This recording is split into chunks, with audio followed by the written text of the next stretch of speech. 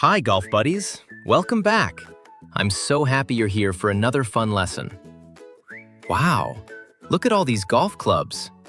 Drivers, irons, wedges, and putters. Why do we need so many? Which club should we use for each shot? And how many clubs can we carry in our golf bag? Golf buddies, let's find out together. Great question, Romeo. Golf clubs are made for different kinds of shots. Drivers and woods are used for longer shots. Irons help us with many shots from the fairway. Wedges are great for short shots near the green, and putters are used on the green. Let's learn what makes each club special. Of course, Juliet. Let's start with the clubs we use for longer shots. The driver is usually used from the tee box when we want to hit the ball the farthest. Fairway woods are also made for long shots, especially when the ball is on the fairway.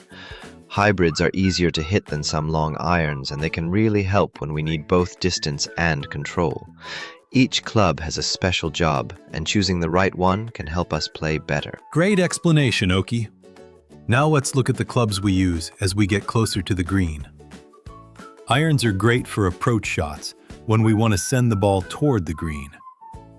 Wedges help us hit shorter, higher shots, and they are especially useful for chipping around the green. Once the ball is on the green, we use a putter to roll it gently toward the hole.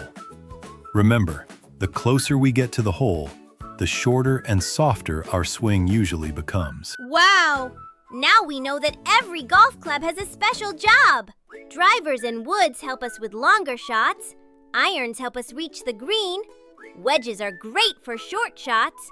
And putters roll the ball toward the hole. The more we learn about our clubs, the easier it becomes to choose the right one for every shot. Thanks for learning with us today, golf buddies. Let's go flogging!